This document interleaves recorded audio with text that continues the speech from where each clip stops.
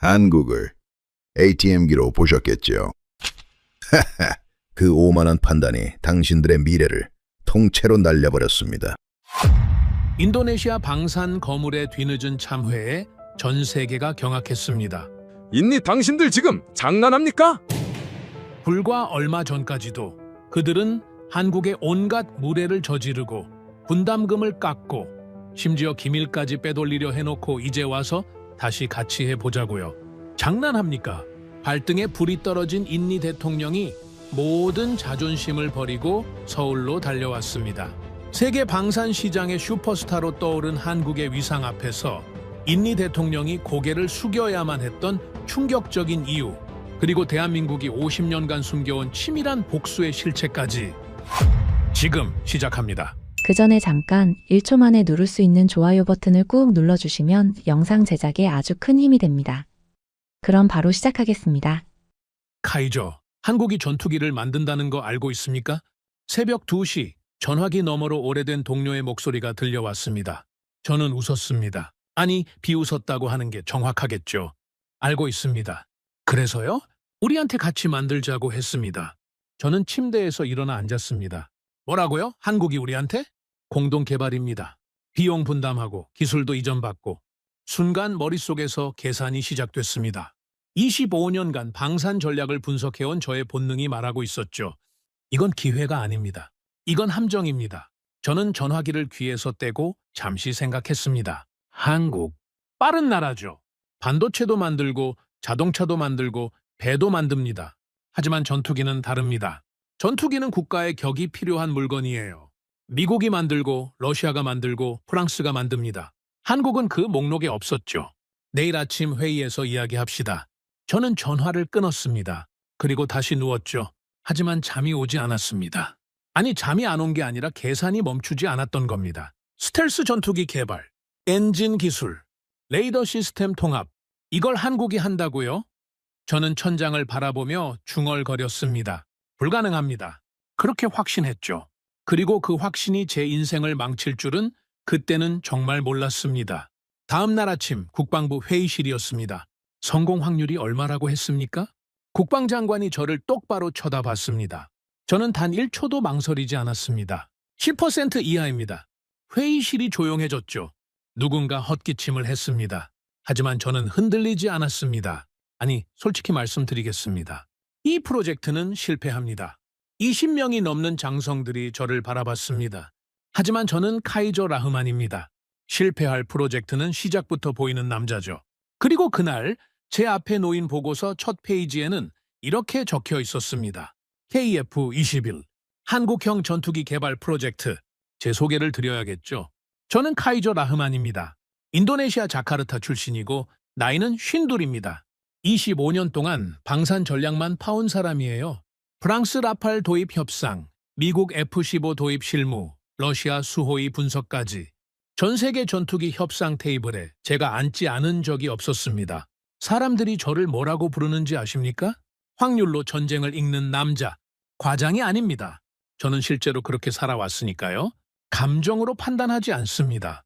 숫자로 봅니다. 데이터로 읽죠. 그리고 제 분석이 틀린 적은 단 한 번도 없었습니다. 단 한 번도요. 그래서 한국이 전투기를 만든다는 소식을 들었을 때 제 반응은 단순했습니다. 안 됩니다. 이유요? 넘치죠. 첫째, 스텔스 기술입니다. 이건 미국도 수십 년 걸린 기술이에요. 한국이 이걸 독자적으로 완성한다고요? 둘째, 엔진입니다. 전투기 엔진을 자체 개발한 나라가 세계에 몇이나 됩니까? 셋째, 시스템 통합이죠. 수만 개의 부품이 한치의 오차도 없이 작동해야 합니다. 이건 기술이 아니라 역사가 필요한 영역입니다. 한국에는 그 역사가 없었죠. 저는 회의실에서 명확하게 말했습니다. 이 프로젝트에 우리가 돈을 쏟아부을 이유가 없습니다. 참여는 하되 최소한의 비용만 투입하십시오. 장관이 물었죠. 하지만 기술 이전이 걸려있지 않습니까? 기술 이전이요? 저는 피식 웃었습니다. 솔직히 말씀드릴게요. 그때 저는 속으로 이렇게 생각했습니다. 실패할 프로젝트에서 이전받을 기술이 뭐가 있겠습니까? 장관님, 한국은 제조를 잘하는 나라입니다. 인정합니다. 하지만 전투기는 다릅니다. 전투기는 국가의 체급이 필요한 물건이에요. 한국은 아직 그 체급이 아닙니다. 회의실에서 아무도 반박하지 않았습니다. 당연하죠. 제 말이 맞으니까요. 아니, 그때는 모두가 그렇게 믿었습니다. 그래서 우리의 전략이 정해졌습니다. 돈은 천천히 줍니다. 최대한 늦추죠. 어차피 실패할 프로젝트에 돈을 제때 줄 이유가 없으니까요. 분담금 납부 기한이 다가와도 저는 태연했습니다. 서두를 필요 없습니다. 한국이 먼저 결과를 보여주면 그때 판단해도 늦지 않죠. 합리적인 판단이었습니다. 적어도 저는 그렇게 믿었어요. 하지만 우리가 한 일은 그것만이 아니었습니다. 어느 날 정보 담당관이 조용히 저를 찾아왔습니다. 카이저, 한국 측 기술자가 접근 가능한 위치에 있습니다. 저는 그 말의 의미를 바로 알아챘죠. 어떤 수준의 정보입니까? 개발 데이터 일부입니다. USB 하나면 됩니다. 저는 잠시 생각했습니다. 잠시요. 길지 않았습니다. 그리고 말했죠. 문제 없습니다. 진행하십시오. 지금 생각하면 소름이 끼칩니다. 저는 그 순간 단 1초도 망설이지 않았어요. 왜냐고요? 어차피 실패할 프로젝트라고 생각했으니까요. 실패할 프로젝트의 데이터를 좀 가져오는 게 뭐가 대수겠습니까? 그게 얼마나 큰 배신이었는지 그때 저는 전혀 몰랐습니다. 그뿐이 아닙니다. 회의에서 누군가가 이런 제안까지 했습니다. 분담금 대신 식용유로 대체하면 어떻겠습니까? 저는 그 말을 듣고 아무렇지도 않았습니다. 오히려 고개를 끄덕였죠. 나쁘지 않은 방법입니다. 전투기 개발 분담금을 식용유로 내겠다고요. 지금 다시 떠올리면 얼굴이 뜨거워집니다. 하지만 그때는 진심이었어요. 한국의 프로젝트를 그 정도로 봤다는 뜻입니다. 그 정도로 가볍게 봤다는 뜻이죠. 한국을 뭘로 본 겁니까? 저는 한국을 파트너로 본 적이 없었습니다. 협상 대상으로도 보지 않았어요. 솔직하게 말하겠습니다. 저는 한국을 이용 대상으로 봤습니다. 기술은 받을 만큼 받고 돈은 최대한 안 주고 프로젝트가 망하면 그것 보라고 하면 되는 존재요. 그리고 저만 그렇게 생각한 게 아니었습니다. 주변의 다른 나라 전문가들도 비슷했죠. 한국이 전투기를 만든다고? 웃음이 먼저 나오는 반응이었습니다. 회의장에서, 세미나에서, 만찬자리에서 한국의 전투기 개발은 농담거리였어요. 반도체 만들던 나라가 갑자기 전투기를 만든다니? 다음엔 뭘 만들겠습니까? 우주선이라도? 저도 웃었습니다. 함께 웃었죠. 그 웃음이 얼마나 무지한 웃음이었는지도 모른 채 그날 밤 저는 호텔 방에서 보고서를 정리하고 있었습니다. KF21 프로젝트 평가서. 마지막 줄에 저는 이렇게 적었습니다. 본 프로젝트는 정치적 목적의 상징적 사업으로 판단됨. 기술적 완성 가능성 극히 낮음. 지속적 투자 가치 없음. 펜을 내려놓고 창밖을 봤습니다. 자카르타의 밤은 언제나 덥고 습했죠. 저는 커피를 한 모금 마시며 생각했습니다. 한국이라 참 대단하긴 합니다. 이렇게 무모한 도전을 하다니요. 하지만 도전과 성공은 다른 겁니다. 세상에는 도전만 하다가 사라진 프로젝트가 수백 개입니다. KF21도 그중 하나가 될 겁니다. 저는 그렇게 확신했죠. 그런데 말입니다. 그로부터 얼마 지나지 않아 이상한 소식이 들려오기 시작했습니다. 한국에서 시제기가 나왔다는 겁니다. 일정대로요. 하루도 안 밀리고요. 저는 보고서를 읽으며 고개를 갸웃거렸습니다. 일정대로라고요? 25년간 방산을 분석해온 제가 단언합니다. 전투기 개발이 일정대로 진행되는 경우는 없습니다. 없어요.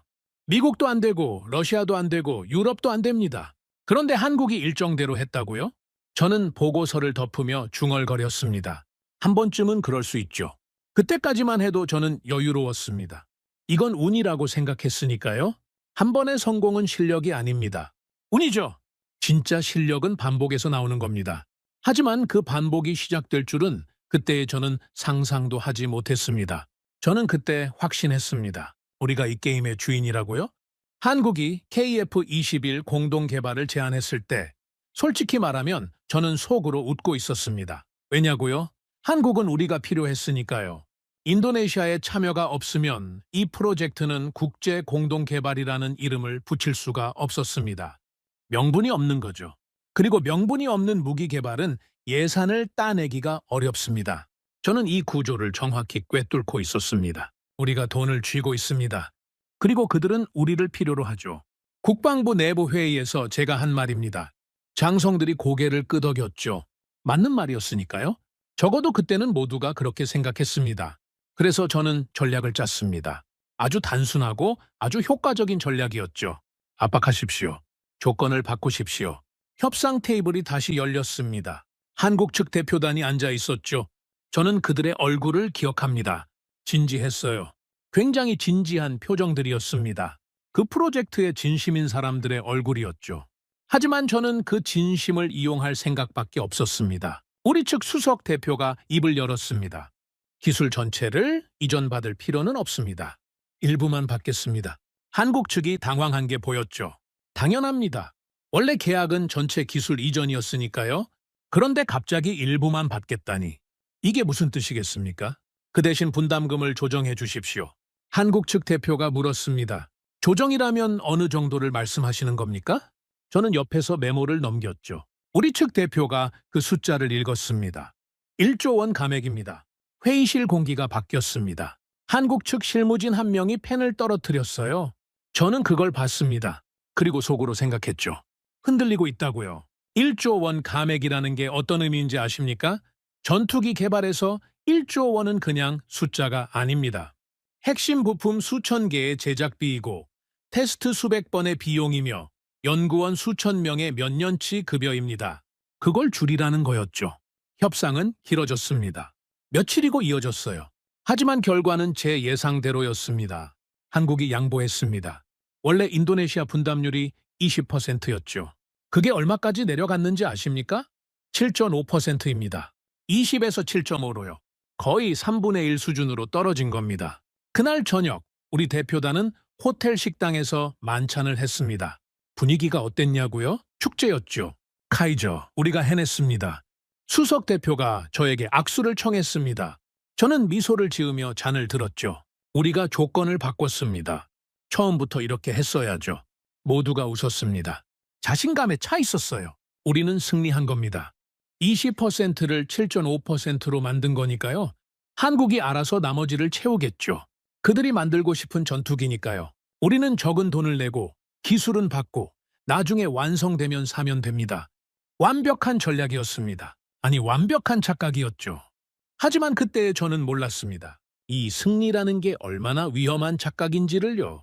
우리가 깎아낸 그 돈이 나중에 얼마나 큰 대가로 돌아올지를요. 승리감에 취한 우리는 여기서 멈추지 않았습니다. 오히려 더 대담해졌죠. 한국에만 매달릴 필요가 없습니다. 제가 국방장관에게 올린 보고서의 첫 문장이었습니다. 인도네시아는 선택하는 위치에 있습니다. 전 세계 전투기 시장에서 우리를 원하는 나라는 많습니다. 우리가 골라야 합니다. 장관이 흥미롭다는 듯이 물었죠. 구체적으로 어떤 나라를 말하는 겁니까? 저는 준비해둔 자료를 펼쳤습니다. 먼저 프랑스입니다. 라팔 42대 도입을 추진합니다. 라팔, 프랑스의 자존심이죠. 다쏘가 만든 전투기입니다. 성능도 검증되었고 실전 경험도 풍부하죠. 프랑스 측은 인도네시아 시장을 원하고 있었습니다. 우리가 손만 내밀면 달려올 준비가 되어 있었어요. 다음은 미국입니다. F-15EX 24대입니다. F-15, 설명이 필요 없는 전투기죠. 미국의 제공권 장악 능력을 상징하는 기체입니다. 미국도 인도네시아와의 거래를 원하고 있었습니다. 동남아시아에서 영향력을 유지해야 하니까요. 그리고 중국입니다. J-10C가 있습니다. 장관의 눈썹이 올라갔죠. 중국 전투기요. 가격 경쟁력이 있습니다. 무시할 수 없는 옵션이죠. 마지막으로 저는 러시아까지 언급했습니다. 수호이 35도 여전히 테이블 위에 있습니다. 프랑스, 미국, 중국, 러시아, 세계 4대 방산 강국이 우리 앞에 메뉴판처럼 펼쳐져 있었습니다. 저는 그 순간 정말로 느꼈습니다. 우리가 선택하는 쪽이라고요. 우리가 갑이라고요. 장관이 만족스러운 표정으로 말했습니다. 좋습니다. 전부 검토하십시오. 저는 고개를 숙여 인사했죠. 그리고 한국의 KF-21은요?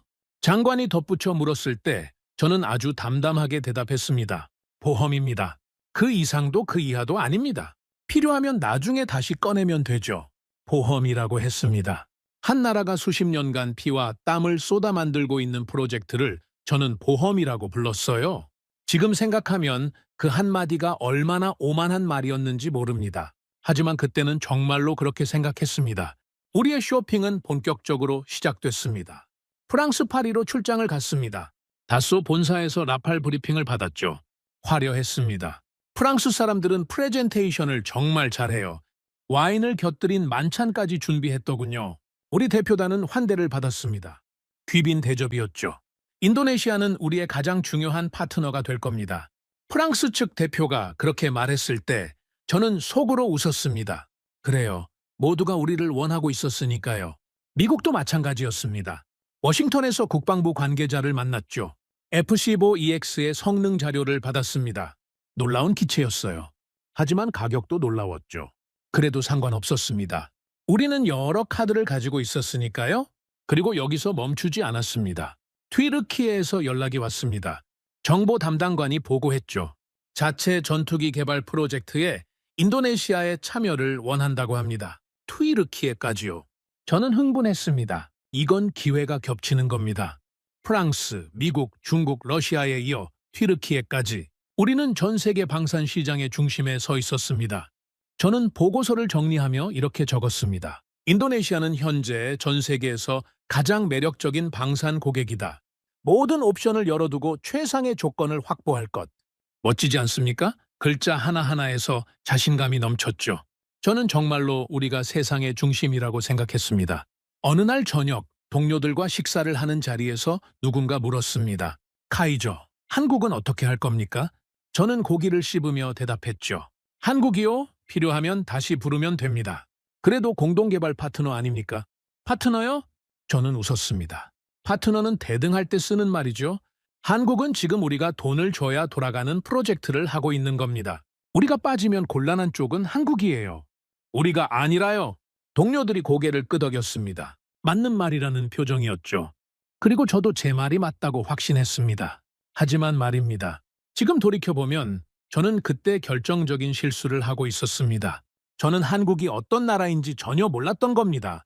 한국 사람들이 무시를 당했을 때 어떻게 반응하는지를요. 업신여김을 받았을 때 무엇을 하는 나라인지를요. 저는 그걸 계산에 전혀 넣지 않았습니다.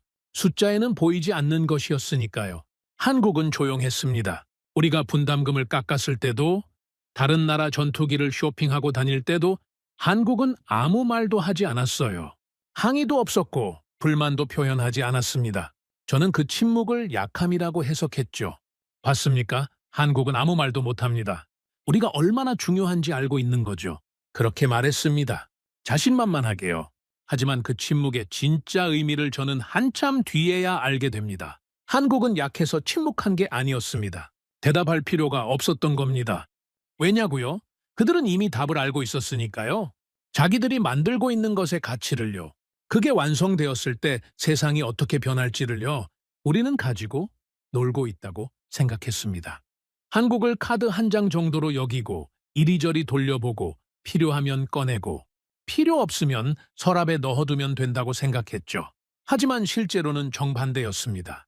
가지고 놀리고 있던 건 우리 자신이었습니다. 우리가 프랑스에서 와인을 마시고 있을 때 한국은 엔진을 조립하고 있었습니다. 우리가 미국에서 브리핑을 받고 있을 때 한국은 테스트를 준비하고 있었죠. 우리가 중국과 러시아 사이에서 저울질을 하고 있을 때 한국은 한 발짝도 멈추지 않았습니다. 그리고 그 걸음이 어디까지 갔는지 저는 곧 알게 됩니다. 그때까지만 해도 저는 여전히 웃고 있었습니다. 세상 모든 것이 제 계산대로 돌아가고 있다고 믿으면서요. 인도네시아는 선택하는 나라이고 한국은 선택당하는 나라라고 확신하면서요. 그 확신이 산산조각 나는 데는 그리 오래 걸리지 않았습니다. 이상한 일이 벌어지기 시작한 건 그로부터 몇 달 뒤였습니다. 그날도 저는 평소와 다름없이 사무실에 앉아 있었죠. 커피 한 잔을 앞에 놓고 각국 방산 동향 보고서를 훑고 있었습니다. 프랑스 라팔 납품 일정, 미국 F-35 수출 현황, 그런 것들이요. 그때 정보 담당관이 문을 두드렸습니다. 카이저, 한국에서 소식이 왔습니다. 저는 고개도 들지 않았죠. 뭔데요? KF-21 시제기 첫 비행이 성공했다고 합니다. 펜을 돌리던 손이 멈췄습니다. 하지만 딱 거기까지였어요. 놀라지 않았습니다. 시제기 첫 비행이라는 게 뭐 대단한 겁니까? 비행기가 하늘에 뜨는 건 기본 중의 기본이죠. 중요한 건 그 다음입니다. 실전 성능이고 무장 통합이고 체계 안정성이에요. 그래서요? 떴으면 됐죠. 다음 보고 올려주십시오. 저는 그렇게 넘겼습니다. 담담하게요. 아니 정확히 말하면 관심이 없었던 겁니다. 한 번 뜨는 거야 어렵지 않으니까요. 문제는 계속 뜨는 겁니다. 반복해서 안정적으로 실패 없이 뜨는 거요. 그게 진짜 실력이죠. 그런데 말입니다. 2주 뒤에 또 보고가 올라왔습니다. 카이저 두 번째 비행도 성공입니다. 저는 커피를 마시며 고개를 끄덕였죠. 됐습니다. 한 달 뒤에 또 올라왔습니다. 세 번째, 네 번째 비행 모두 성공입니다. 이번에는 제가 먼저 물었죠. 실패는요? 없습니다. 지연은요? 없습니다. 일정 정확히 맞추고 있습니다. 저는 보고서를 받아들었습니다. 처음으로 제대로 읽었어요. 날짜를 확인했죠. 계획 대비 실제 진행률을 비교했습니다. 정확했습니다. 하루도 안 밀리고 있었어요. 그래도 저는 동요하지 않았습니다. 이 정도는 있을 수 있는 일이니까요. 초반에 순조로운 프로젝트는 많습니다. 문제는 중반 이후에 터지죠. 복잡한 시스템을 통합하기 시작하면 반드시 문제가 나옵니다. 저는 그걸 25년간 지켜봐 왔으니까요. 아직 초반입니다. 지켜보면 됩니다. 제가 동료들에게 한 말입니다. 여유로웠죠. 아직은요. 그런데 그 여유가 점점 줄어들기 시작했습니다. 석 달이 지났습니다. 보고가 계속 올라왔죠. 5번째 비행 성공, 6번째 비행 성공, 7번째, 8번째 전부 성공이었습니다. 그리고 보고서 끝에 항상 같은 문장이 붙어 있었어요. 사고 건수 제로, 실패 건수 제로, 일정 지연 제로, 제로. 전부 제로였습니다. 저는 책상 위에 보고서를 내려놓고 안경을 벗었습니다. 눈을 비볐죠. 그리고 다시 읽었습니다. 숫자는 변하지 않았어요. 이건 좀 이상하지 않습니까? 제가 분석팀장에게 물었습니다. 팀장이 고개를 갸웃거렸죠. 어떤 부분이 이상하다는 말씀이십니까? 실패가 없다는 겁니다. 전투기 개발에서 실패가 한 번도 없다는 게 말이 됩니까? 팀장이 잠시 생각하더니 대답했습니다. 운이 좋은 걸 수도 있죠. 운이요? 저는 피식 웃었습니다. 하지만 그 웃음이 예전 같지 않았어요. 여유가 아니라 불편함이 섞인 웃음이었죠. 운으로 전투기가 10번 연속 성공적으로 비행합니까? 운으로 일정이 하루도 안 밀립니까? 팀장이 대답하지 못했습니다. 저도 대답을 모르긴 마찬가지였죠. 그날 밤 저는 사무실에 혼자 남아서 과거 데이터를 꺼냈습니다. 제가 25년간 분석해온 전 세계 전투기 개발 프로젝트 기록이죠. 미국의 F-35 프로젝트. 개발 기간 얼마나 지연됐는지 아십니까? 7년입니다. 예산 초과는 수백억 달러였죠. 소프트웨어 결함, 구조 균열, 엔진 화재. 문제가 끝없이 터졌습니다. 유럽의 유로파이터. 이것도 마찬가지였어요. 참여국 간 의견 충돌, 기술 통합 실패, 일정 지연. 완성까지 거의 20년이 걸렸습니다. 러시아의 수호이 57, 예산 부족, 엔진 결함, 시제기 추락 사고. 수십 년간 완성하지 못하고 있었죠. 이게 전투기 개발의 현실입니다. 세계 최강 대국들도 이 모양인 겁니다. 실패하고 지연되고 예산이 폭발하고. 그게 정상이에요. 그게 전투기라는 물건입니다. 그런데 한국은 실패가 연기라고요? 저는 데이터를 옆에 나란히 놓고 비교했습니다. 미국, 러시아, 유럽, 그리고 한국. 4개의 그래프가 눈앞에 펼쳐졌죠. 미국 그래프는 위아래로 널뛰기를 하고 있었습니다. 러시아는 중간에 뚝 끊어진 구간이 있었죠. 유럽은 완만하지만 한없이 늘어지는 곡선이었습니다. 그리고 한국의 그래프는 직선이었습니다. 계획선과 실제 진행선이 거의 겹쳐 있었어요. 마치 자로 그은 것처럼요. 저는 모니터를 바라보며 한참을 앉아 있었습니다. 아무 말도 하지 못했죠. 이건 통계적으로 이상합니다. 혼잣말이었습니다. 아무도 듣지 못했죠. 하지만 제 목소리가 떨리고 있었다는 건 저 자신이 알고 있었습니다. 다음 날 저는 분석팀 전체를 소집했습니다. 한국 프로젝트를 다시 분석하십시오. 팀원들이 의아한 표정을 지었죠. 다시요? 이미 평가가 끝나지 않았습니까? 끝난 게 아닙니다. 데이터가 맞지 않습니다. 젊은 분석관 한 명이 손을 들었습니다. 카이저, 혹시 우리의 초기 평가가 틀렸을 가능성은 없습니까? 회의실이 순간 조용해졌죠. 모두가 저를 봤습니다. 저는 그 젊은 분석관을 똑바로 쳐다봤습니다. 뭐라고 했습니까? 데이터를 보면 한국의 진행 속도와 성공률은 우리 예측 모델의 범위를 벗어나 있습니다. 이건 2가지 중 하나입니다. 한국이 데이터를 조작하고 있거나 아니면 우리 모델이 틀렸거나. 저는 손으로 테이블을 쳤습니다. 3개는 아닙니다. 하지만 충분히 소리가 났죠. 우리 모델이 틀렸다고요? 이 모델은 제가 15년간 만들어 온 겁니다. 전 세계 모든 방산 프로젝트를 분석해서 만든 예측 시스템이에요. 미국 프로젝트도 맞췄고, 러시아 프로젝트도 맞췄고, 유럽 프로젝트도 맞췄습니다. 그 모델이 틀렸다고요? 젊은 분석관이 움찔했습니다. 하지만 물러서지 않았어요. 카이저, 저는 데이터를 말씀드리는 겁니다. 감정이 아니라요? 그 한마디가 가슴에 꽂혔습니다. 데이터를 말한다고요. 감정이 아니라고요. 저는 25년간 감정을 배제하고 데이터만으로 판단해온 사람입니다. 그런 제게 감정이 아니라 데이터를 보라는 말을 듣다니요. 하지만 인정할 수 없었습니다. 아직은요. 다시 분석하십시오. 한국의 데이터에 조작이 없는지 확인하십시오. 그게 제가 내린 지시였습니다. 데이터가 이상하면 데이터가 잘못된 거라고 생각했던 거죠. 한국이 성공하고 있다는 사실을 인정하는 것보다 한국이 거짓말을 하고 있다고 믿는 게 더 편했으니까요. 분석팀이 2주간 작업했습니다. 한국 측에서 공개된 자료, 국제감시기구의 보고서, 위성 촬영 데이터까지 전부 끌어모았죠. 그리고 결과가 나왔습니다. 카이저, 조작 흔적은 없습니다. 뭐라고요? 데이터는 사실입니다. 한국은 실제로 이 성과를 내고 있습니다. 저는 보고서를 받아들고 한 장 한 장 넘겼습니다. 페이지마다 같은 결론이었어요. 조작 없음, 실제 성과, 일정 준수, 실패 0. 보고서를 덮고 나서 저는 의자에 깊이 기대 앉았습니다. 천장을 바라봤죠. 자카르타의 오후 햇살이 창문으로 들어오고 있었습니다. 하지만 저에게는 그 햇살이 보이지 않았어요. 머릿속에서 하나의 질문이 맴돌고 있었습니다. 왜 실패가 없는 겁니까? 전투기 개발에서 실패가 한 번도 없다는 건 두 가지를 의미합니다. 하나는 운이 믿을 수 없을 정도로 좋은 거죠. 하지만 운은 10번 연속 작동하지 않습니다. 20번 연속은 더더욱 불가능하고요. 그러면 남는 건 하나입니다. 실력이라는 겁니다.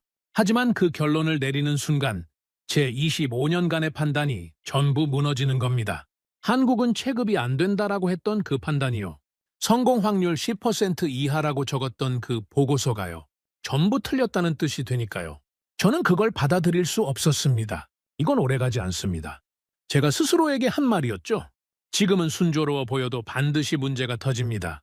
시스템 통합 단계에서, 무장 시험 단계에서, 양산 단계에서 어딘가에서 반드시 무너집니다. 그게 전투기 개발이니까요. 저는 그렇게 믿기로 했습니다. 아니, 그렇게 믿어야만 했습니다. 제 세계가 무너지지 않으려면요. 하지만 회의실 분위기는 확실히 달라져 있었습니다. 예전에는 한국 이야기가 나오면 웃음이 먼저였죠. 농담거리였으니까요. 그런데 이제는 아무도 웃지 않았습니다. 한국 보고서가 올라오면 회의실이 조용해졌어요. 누군가 먼저 말하기를 기다리는 분위기였죠. 그 침묵이 저는 불편했습니다. 왜냐고요? 침묵은 두려움의 시작이니까요. 어느 날 퇴근길에 젊은 분석관이 저를 따라 나왔습니다. 복도에서 조심스럽게 말했죠. 카이저, 한 가지만 여쭤봐도 되겠습니까? 뭡니까? 우리가 한국의 성공 확률을 10% 이하로 잡았을 때 어떤 변수를 넣었습니까? 기술 수준, 개발 경험, 산업 기반, 국제협력 네트워크 전부 넣었습니다. 하나 빠진 게 있지 않습니까? 저는 멈춰 섰습니다. 뭐가 빠졌다는 겁니까? 젊은 분석관이 조심스럽게 대답했습니다. 의지요. 한국이라는 나라의 의지. 그건 숫자로 환산이 안 되는 거 아닙니까? 저는 아무 말도 하지 않았습니다. 돌아서서 걸었죠. 엘리베이터 버튼을 누르며 속으로 중얼거렸습니다. 의지라고요? 의지로 전투기가 만들어지면 세상 모든 나라가 전투기를 가지고 있겠죠. 그렇게 일축했습니다. 하지만 그날 밤 집에 돌아가서도 그 말이 머릿속에서 떠나지 않았어요. 의지. 저는 그걸 한 번도 계산에 넣어본 적이 없었습니다. 당연하죠. 의지는 숫자가 아니니까요. 제 모델에 넣을 수 있는 변수가 아니었습니다. 하지만 한국의 데이터는 제 모델로 설명이 안 됐습니다. 어떤 변수를 넣어도, 어떤 가중치를 적용해도 한국의 성공률은 제 예측 범위 밖에 있었어요. 그건 제 모델에 뭔가가 빠져 있다는 뜻이었죠. 그리고 그 빠진 뭔가가 의지라면 저는 고개를 저었습니다. 아닙니다. 아직은 아니에요. 아직 결론을 내리기엔 이릅니다. 데이터가 더 필요합니다. 시간이 더 필요하죠. 하지만 마음 한구석에서 작은 목소리가 들려왔습니다. 아주 작은 목소리요. 카이저, 혹시 네가 틀린 건 아닐까? 저는 그 목소리를 무시했습니다. 이불을 당기고 눈을 감았죠. 하지만 잠이 오지 않았습니다. 25년 만에 처음이었어요. 분석 때문에 잠을 못 이룬 건요. 다음 날 아침 사무실에 출근했을 때 책상 위에 새 보고서가 놓여 있었습니다.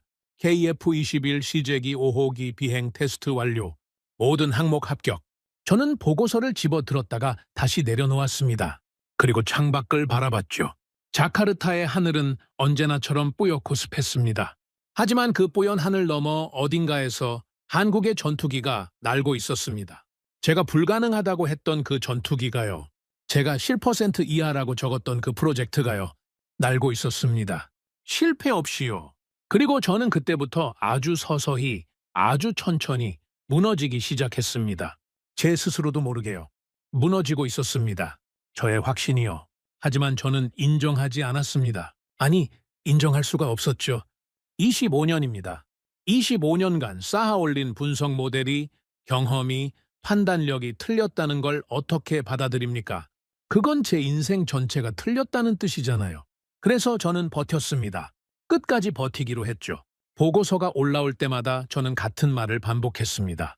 아직입니다. 아직 진짜 고비가 안 왔을 뿐이에요. 초음속 비행 테스트 성공 소식이 들려왔습니다. 마하 1초 1을 돌파했다는 보고였죠. 제 책상 위에 사진까지 첨부되어 있었습니다. 한국의 전투기가 구름을 뚫고 올라가는 장면이었어요. 저는 그 사진을 뒤집어 놓았습니다. 초음속이요? 초음속은 기본입니다. 그 정도는 어떤 전투기든 합니다. 분석팀장이 조심스럽게 말했죠. 하지만 카이저 안정화까지 성공했습니다. 첫 시도에서요. 첫 시도라고요? 예. 보통 초음속 안정화는 수차례 시도가 필요합니다. 미국의 F-35도 초기에 상당한 시행착오를 겪었죠. 한국은 단번에 통과했습니다. 저는 잠시 말을 잃었습니다. 하지만 금방 회복했죠. 운이 좋았던 겁니다. 한 번의 성공이 전체를 증명하진 않습니다. 그 말을 하면서 저도 느꼈습니다. 제가 운이라는 단어를 너무 자주 쓰고 있다는 걸요. 한 번은 운이라고 할 수 있습니다. 두 번도 그럴 수 있죠. 하지만 10번, 20번, 30번 연속으로 운이 따른다면 그건 운이 아닙니다. 그건 실력이죠. 하지만 입 밖으로는 절대 그 말을 꺼내지 않았습니다. 며칠 뒤 더 큰 소식이 날아왔습니다. KF-21 무장 장착 테스트 완료. 공대공 미사일 통합 성공. 무장 통합이라는 게 얼마나 어려운 건지 아십니까? 전투기 몸체에 미사일을 다는 게 아닙니다. 레이더가 목표를 잡고 컴퓨터가 사격 재원을 계산하고 발사 시스템이 정확한 타이밍에 작동해야 합니다. 수만 개의 부품이 한치의 오차 없이 맞물려 돌아가야 하는 거예요. 이 단계에서 실패하는 프로젝트가 부지기수입니다. 미국도 여기서 수년을 허비했죠. 한국은 통과했습니다. 예정대로요. 저는 보고서를 읽고 또 읽었습니다. 세 번째 읽을 때 손이 떨리고 있다는 걸 알아챘죠. 급히 보고서를 내려놓고 양손을 무릎 위에 올렸습니다. 떨림을 감추려고요. 그날 오후 긴급 분석 회의를 소집했습니다. 현재까지 한국의 테스트 결과를 전부 정리하십시오. 빠짐없이요. 팀원들이 작업에 들어갔습니다. 2시간 뒤 화이트보드의 전체 현황이 정리됐죠. 시제기 비행 테스트, 성공. 초음속 비행 테스트, 성공. 무장 장착 테스트, 성공. 비행 일정 준수율, 100%. 사고 건수, 0. 실패 건수, 0. 화이트보드 가득 채워진 그 글자들을 바라보는데 회의실이 너무 조용했습니다. 아무도 말을 하지 않았어요. 25년간 방산을 분석해온 사람들이 모여있는 자리에서 아무도 이 결과를 설명하지 못했습니다. 제가 먼저 입을 열었죠. 이 데이터에 대한 해석을 듣겠습니다. 침묵이 이어졌습니다. 서로의 눈치만 보고 있었어요. 결국 그 젊은 분석관이 입을 열었습니다. 지난번에 복도에서 저한테 의지 이야기를 했던 그 친구요. 카이저, 솔직히 말씀드리겠습니다. 말하십시오. 이 데이터는 우리 예측 모델의 범위를 완전히 벗어나 있습니다. 어떤 보정을 해도 설명이 안 됩니다. 결론은 하나밖에 없습니다. 뭡니까? 우리 초기 평가가 틀렸습니다. 한국의 기술 수준을 우리가 과소평가한 겁니다. 회의실에 무거운 공기가 내려앉았습니다. 모두가 저를 봤죠. 제 반응을 기다리고 있었습니다. 저는 천천히 일어섰습니다. 화이트보드 앞으로 걸어갔죠. 그 숫자들을 하나하나 짚어봤습니다. 성공, 성공, 성공, 제로, 제로, 제로. 그리고 돌아서며 말했습니다. 이건 지속될 수 없습니다. 젊은 분석관의 얼굴에 실망이 스치는 게 보였어요. 하지만 저는 멈추지 않았습니다. 전투기 개발에는 반드시 고비가 옵니다. 지금까지 순조로웠다고 해서 앞으로도 그러리란 법은 없습니다. 시스템 통합, 양산 단계, 운용 시험. 아직 넘어야 할 산이 많습니다. 하지만 카이저, 보고서를 수정하십시오. 제가 말을 잘랐죠. 현재 진행 상황은 인정하되 장기 전망은 유보로 유지합니다. 그리고 결론에 이렇게 추가하십시오. 현재 성과는 지속 가능성이 불확실하며 추가 관찰이 필요하다. 팀원들이 고개를 숙였습니다. 반박하는 사람은 없었어요. 하지만 동의하는 표정도 아니었죠. 그냥 포기한 얼굴이었습니다. 더 이상 저를 설득하는 건 불가능하다고 판단한 거죠. 회의가 끝나고 모두 나갔습니다. 저만 회의실에 남았죠. 화이트보드를 지우려고 마커 지우개를 들었습니다. 하지만 손이 움직이지 않았어요. 성공 제로. 그 글자들이 저를 쳐다보고 있었습니다. 저는 지우개를 내려놓았습니다. 그리고 의자에 털썩 앉았죠. 솔직히 말하겠습니다. 그 순간 저는 알고 있었어요. 제가 틀렸다는 걸요. 데이터가 전부 말하고 있었으니까요. 숫자는 거짓말을 하지 않습니다. 그건 제가 25년간 믿어온 원칙이었죠. 숫자는 거짓말을 하지 않는다. 감정을 배제하고 데이터만 보라. 그게 제 철학이었습니다. 그런데 지금 저는 뭘 하고 있었습니까? 데이터가 말하는 진실을 외면하고 감정에 매달려서 버티고 있었던 겁니다. 제가 가장 경멸하던 행동을 제가 하고 있었어요. 자존심이었습니다. 순수하게 자존심이었죠. 한국이 해냈다는 걸 인정하는 순간 저는 25년간 틀린 판단을 내려온 사람이 되는 겁니다. 성공 확률 10% 이하라고 적은 그 보고서가 제 무덤이 되는 거죠. 그걸 견딜 수가 없었습니다. 그래서 저는 더 깊이 부정했습니다. 더 단단하게 벽을 쌓았죠. 한국은 결국 무너집니다. 반드시요. 매일 아침 거울을 보며 그렇게 되뇌었습니다. 주문처럼요? 기도처럼요? 그렇게 말하면 정말로 그렇게 될 것 같았으니까요. 하지만 현실은 제 주문을 들어주지 않았습니다. 다음 달 또 보고서가 올라왔습니다. KF-21 발사 시험 성공, 공대지 미사일 명중률 목표치 초과 달성. 저는 보고서를 읽지 않았습니다. 책상 서랍에 넣어버렸죠. 그 다음 달에도 올라왔습니다. 야간 비행 테스트 전 항목 통과, 악천 후 조건 비행 안정성 확인, 서랍에 넣었습니다. 또 올라왔습니다. 체계 통합 시험 1차 완료, 예정 일정 준수, 서랍에 넣었습니다. 서랍이 가득 찼습니다. 보고서로요? 전부 성공이라고 적힌 보고서들로요? 어느 날 저녁 퇴근하기 전에 서랍을 열어봤습니다. 쌓여있는 보고서들을 하나씩 꺼내봤죠. 날짜 순서대로 펼쳐놓았습니다. 처음 것부터 마지막 것까지 전부 같은 결론이었습니다. 저는 그 보고서들을 바라보며 오래도록 앉아 있었습니다. 사무실 불이 꺼져도 움직이지 않았죠. 어둠 속에서 보고서의 흰 종이만 희미하게 빛나고 있었습니다. 그때 깨달았습니다. 제가 서랍에 넣은 건 보고서가 아니었어요. 현실이었습니다.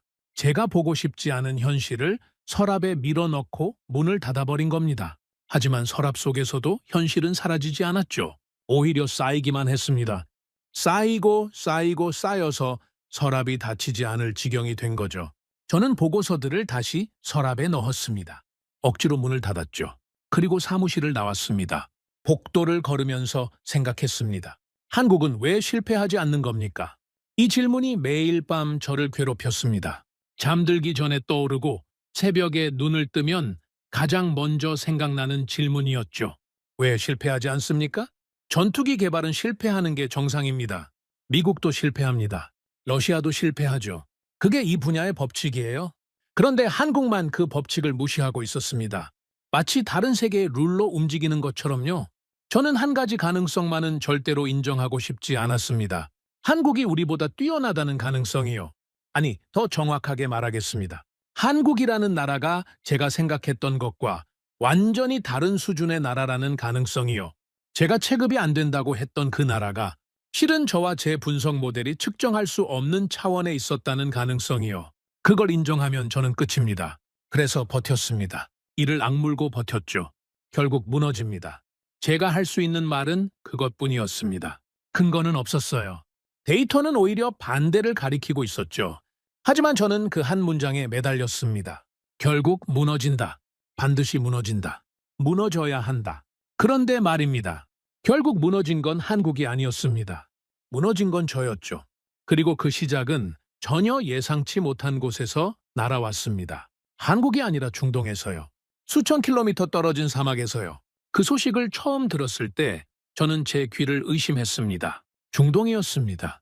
그 소식은 제가 예상한 방향이 아니었습니다.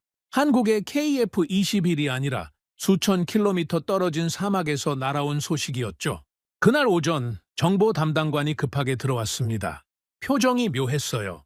긴급한 것 같으면서도 어떻게 말을 꺼내야 할지 모르겠다는 얼굴이었죠. 카이저, 아랍에미리트에서 보고가 왔습니다. 아랍에미리트요? 무슨 건입니까? 한국산 방공 시스템 운용 결과입니다.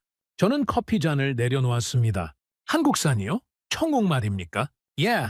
실전 환경 테스트 결과가 나왔습니다. 그래서요? 결과가 어떻습니까? 담당관이 보고서를 내밀었습니다. 저는 받아들고 첫 페이지를 펼쳤죠. 현지 평가 요약이라고 적혀 있었습니다. 그 아래 한 줄이 눈에 들어왔습니다. 압도적 신뢰성, 미국산 대비 반응 속도 우위, 유지 보수 비용 현저히 낮음. 저는 보고서를 덮었습니다. 그리고 웃었죠. 중동은 항상 과장합니다. 진심이었습니다. 중동 국가들의 무기 평가는 종종 과장되죠. 정치적 목적이 있으니까요. 새로 도입한 무기가 형편없다고 발표할 나라가 어디 있겠습니까?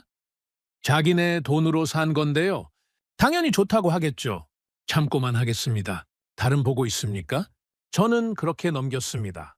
완전히 무시한 건 아니지만 심각하게 받아들이지도 않았죠.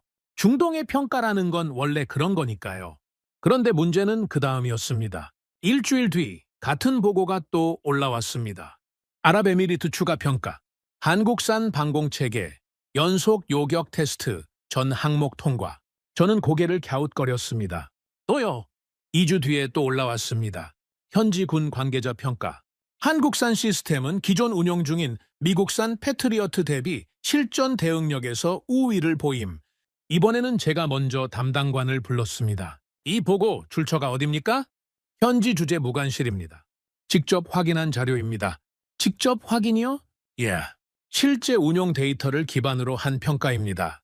저는 의자에 등을 기대고 천장을 바라봤습니다. 실제 운용 데이터라고요? 그건 과장이 아니라는 뜻입니다. 정치적 수사가 아니라 실제 숫자를 기반으로 한 평가라는 거죠. 그래도 저는 버텼습니다. 한 번 더요. 표본이 적을 수 있습니다. 좀 더 지켜봅시다. 하지만 속으로는 이상한 느낌이 올라오고 있었습니다. 뭐라고 설명하기 어려운 느낌이요. 마치 아주 먼 곳에서 천둥 소리가 들려오는 것 같았죠. 아직 비가 오지는 않았지만 분명히 어딘가에서 폭풍이 다가오고 있다는 느낌이었습니다. 그리고 그 폭풍은 정말로 왔습니다. 한 달 뒤 결정적인 자료가 들어왔습니다. 카이저, 이건 직접 보셔야 합니다. 분석팀장이 가져온 자료였습니다. 아랍에미리트가 자체적으로 실시한 비교 평가 자료였죠. 미국산, 유럽산, 그리고 한국산 방공 시스템을 동일 조건에서 테스트한 결과였습니다. 저는 자료를 펼쳤습니다. 반응 속도, 한국산이 1위였습니다. 요격 정확도, 한국산이 1위였습니다. 시스템 안정성, 한국산이 1위였습니다. 유지 보수 비용, 한국산이 가장 낮았습니다. 4개 항목 전부였습니다. 전부 한국이 1위였어요. 저는 자료를 내려놓았습니다. 손이 떨리고 있었죠. 이번에는 감출 수가 없었습니다. 이게 사실입니까? 검증했습니다. 사실입니다. 미국산보다 빠르다고요? 패트리어트보다요? 데이터가 그렇게 나와 있습니다. 제 머릿속에서 뭔가가 무너지는 소리가 났습니다. 비유가 아닙니다. 정말로 귀에서 소리가 났어요. 윙 하는 소리요. 혈압이 올라간 건지 충격 때문인지 모르겠지만 그 순간 저는 멍해졌습니다. 미국산보다 빠르다고요? 미국입니다. 세계 최강의 군사 대국이요. 방산 기술의 정점에 있는 나라입니다. 그 미국의 방공 시스템보다 한국산이 낫다고요? 저는 자리에서 일어나 창가로 갔습니다. 유리창에 이마를 갖다 대고 눈을 감았죠. 차가운 유리가 이마에 닿았지만 머릿속은 뜨겁게 끓고 있었습니다. 이건 청웅입니다. 방공 시스템이에요. 그런데 이게 왜 중요하냐고요? KF-21 때문입니다. 방공 시스템과 전투기는 다른 물건이지만 만드는 나라는 같습니다. 기술을 축적하는 방식도 같고 품질을 관리하는 체계도 같죠. 한국의 방공 시스템이 이 수준이라면 한국의 전투기 개발도 같은 수준의 체계에서 진행되고 있다는 뜻입니다. 그 순간 KF-21의 연속 성공이 갑자기 설명되기 시작했습니다. 운이 아니었습니다. 처음부터 운이 아니었던 겁니다. 저는 자리로 돌아와 앉았습니다. 그리고 서랍을 열었죠. 그동안 밀어 넣어뒀던 보고서들을 전부 꺼냈습니다. 책상 위에 펼쳐놓았어요. 시제기 비행 성공, 초음속 비행 성공, 무장 통합 성공, 야간 비행 성공, 악천후 비행 성공, 체계 통합 성공, 그리고 아랍에미리트 비교 평가, 한국산 1위, 전부 연결되어 있었습니다. 하나의 선으로요. 이건 기술이 아닙니다. 체계입니다. 그 생각이 머릿속을 관통했습니다. 국가 단위의 체계요. 하나의 무기를 잘 만든 게 아니라 무기를 만드는 시스템 자체가 완성되어 있다는 뜻이었습니다. 저는 컴퓨터를 켰습니다. 한국의 방산 수출 데이터를 검색했죠. 화면을 보는 순간 숨이 멎는 줄 알았습니다. K9 제주포, 세계 시장 점유율 1위, 폴란드, 호주, 이집트, 노르웨이, 전 세계가 사가고 있었습니다. K2 전차, 폴란드 1000대 이상 수출 계약, 유럽 최대 규모의 전차 도입 사업이었죠. FA-50 경전투기, 필리핀, 이라크, 태국, 실전 운용 국가가 계속 늘고 있었습니다. 그리고 천궁, 아랍에미리트에서 미국산을 이긴 그 방공 시스템이요. 화면을 스크롤하는 제 손가락이 점점 느려졌습니다. 데이터가 너무 많았어요. 한국의 방산 수출 실적이 도대체 언제 이렇게 커진 겁니까? 저는 25년간 방산을 분석해온 사람입니다. 그런데 이걸 몰랐어요. 아니, 몰랐다기보다는 보지 않았다는 게 정확하겠죠. 한국을 체급이 안 되는 나라라고 단정 지어버렸으니까요.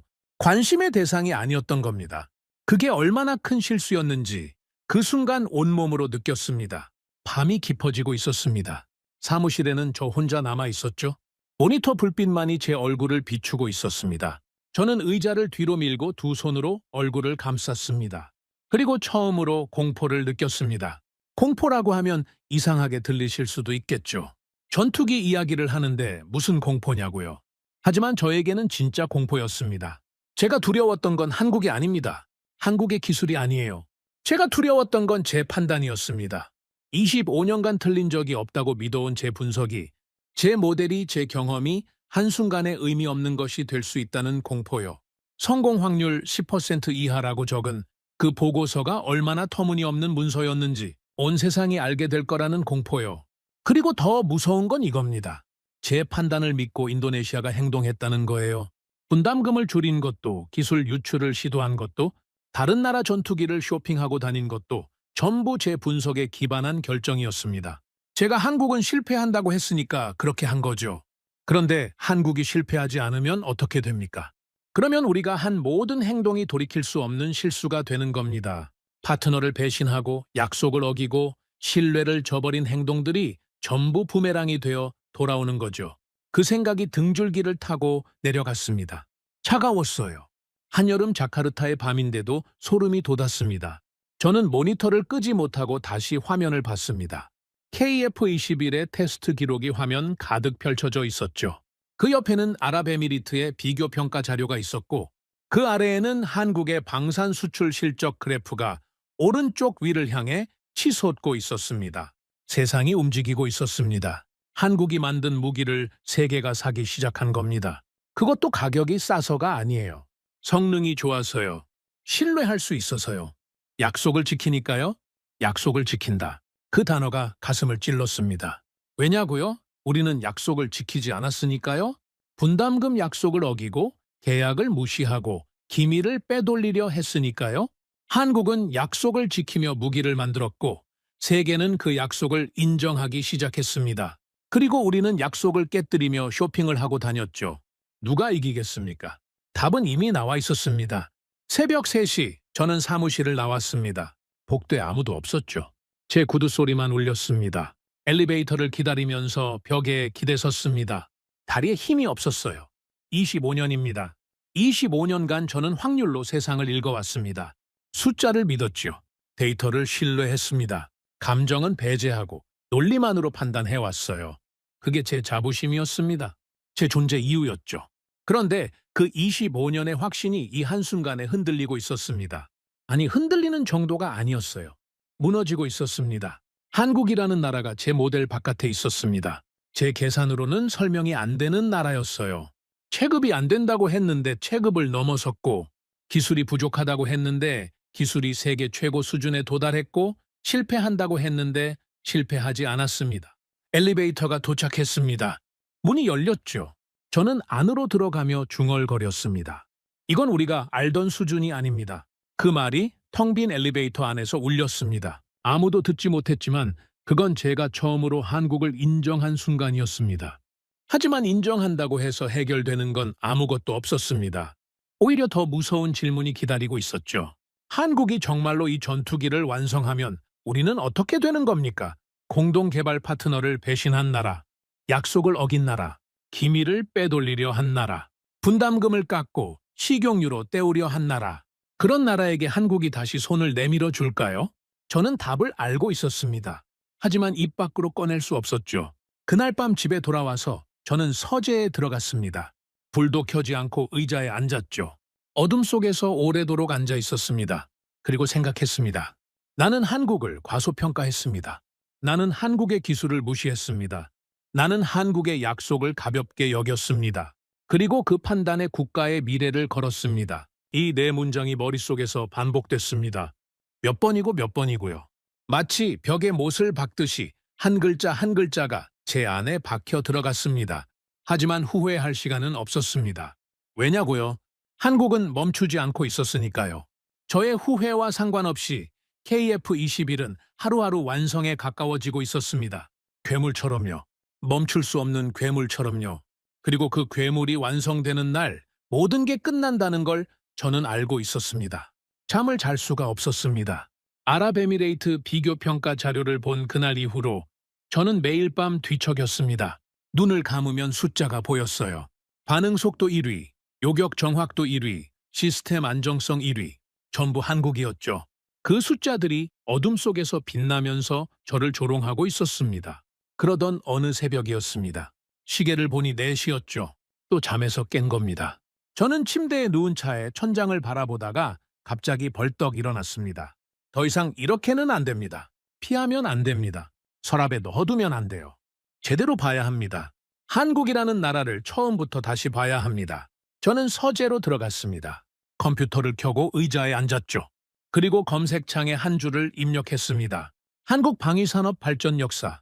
화면이 바뀌었습니다. 자료가 쏟아져 나왔죠. 저는 처음부터 읽기 시작했습니다. 한 줄도 빠뜨리지 않고요. 그리고 저는 곧 깨달았습니다. 제가 얼마나 무지했는지를요.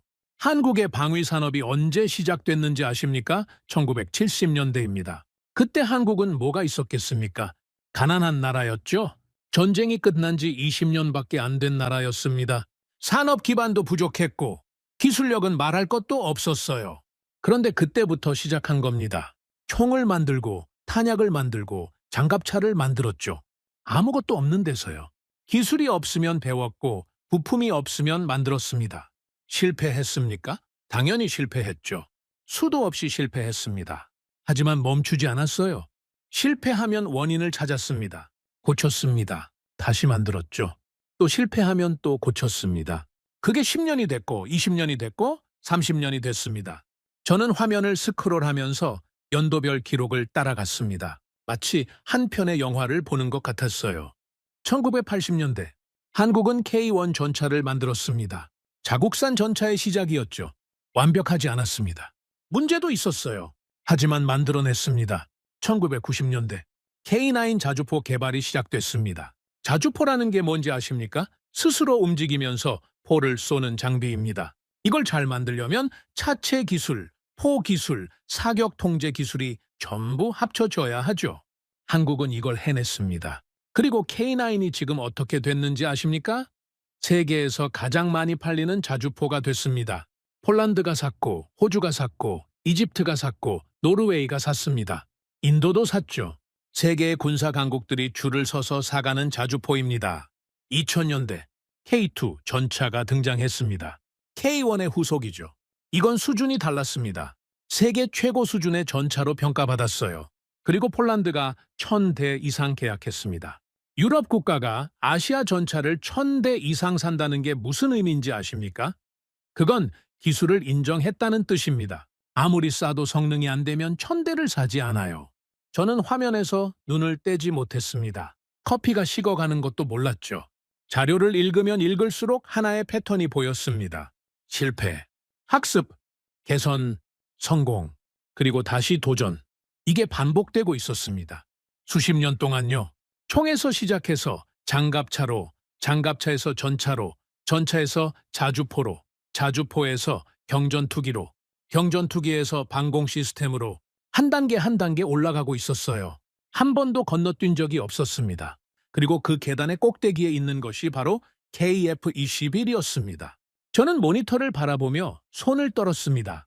이번에는 감출 생각도 하지 않았어요. 이건 하루아침에 만들어진 기술이 아니었습니다. 50년입니다. 한국은 50년 동안 쌓아 올린 겁니다. 한 발짝 한 발짝, 한 번의 실패마다 한 걸음씩 전진하면서요. 총에서 시작해서 전투기까지 올라온 겁니다. 그런데 저는 그걸 모르고 뭐라고 했습니까? 성공 확률 10% 이하, 50년을 쌓아온 나라에게 저는 성공 확률 10%라고 적었습니다. 한 번도 제대로 들여다보지 않고요. 한국이라는 이름만 보고 체급이 안 된다고 단정짓고 불가능하다고 선을 그어버린 겁니다. 저는 의자에서 일어나 방안을 서성거렸습니다. 가슴이 답답했어요. 숨이 제대로 쉬어지지 않았습니다. 그때 하나의 생각이 머릿속을 관통했습니다. KF-21이 실패하지 않는 이유. 그건 KF-21만의 이야기가 아니었습니다. 한국은 이미 수십 년간 실패를 다 겪었던 겁니다. 총을 만들 때 실패했고, 전차를 만들 때 실패했고, 자주포를 만들 때 실패했죠. 그 모든 실패를 거치면서 배운 겁니다. 어떻게 하면 실패하지 않는지를요. 그래서 KF-21에서는 실패가 없었던 겁니다. 실패할 부분을 이미 과거에 다 겪어봤으니까요. 이미 답을 알고 있었던 거죠. 저는 그 사실을 깨닫는 순간 다리에 힘이 풀렸습니다. 의자에 주저앉았죠. 이건 기술이 아니라 시간이었습니다. 혼잣말이었어요. 하지만 그 한 문장이 모든 걸 설명하고 있었습니다. 한국이 가진 건 기술이 아니었습니다. 시간이었어요. 50년이라는 시간 동안 쌓아온 경험, 실패, 학습, 개선. 그 모든 것이 응축되어 KF-21이라는 결과물로 나온 겁니다. 그리고 우리는요, 인도네시아는 그 시간 동안 뭘 했습니까? 쇼핑을 했습니다. 프랑스에서 전투기를 사고, 미국에서 전투기를 사고, 러시아에서 전투기를 사고, 이 나라 저 나라 돌아다니면서 완성된 물건만 골라 담았죠. 직접 만들어 본 적이 없었습니다. 실패해 본 적도 없었어요.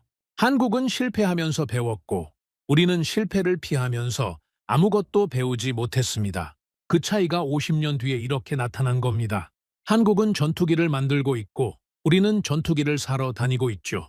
한국은 선택받는 나라가 되었고 우리는 선택해야 하는 나라로 남아 있습니다. 하지만 가장 아픈 건 그게 아니었습니다. 가장 아픈 건 신의였습니다.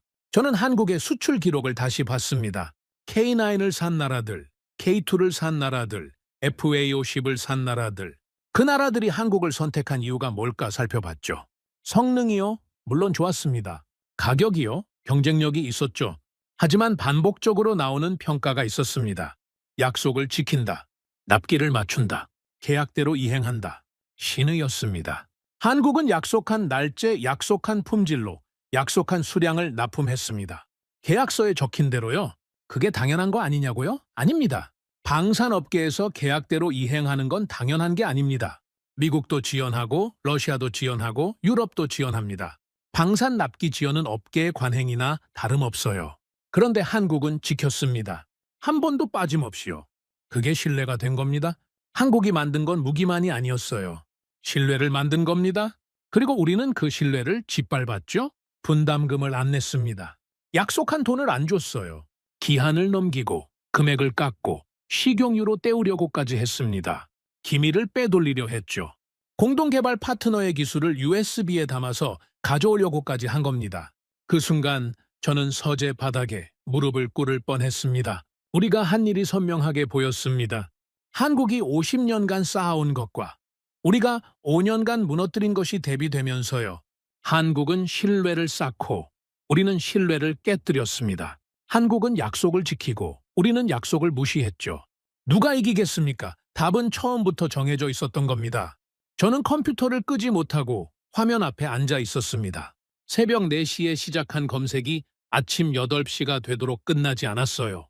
4시간 동안 한국의 방위산업 역사를 훑어본 겁니다.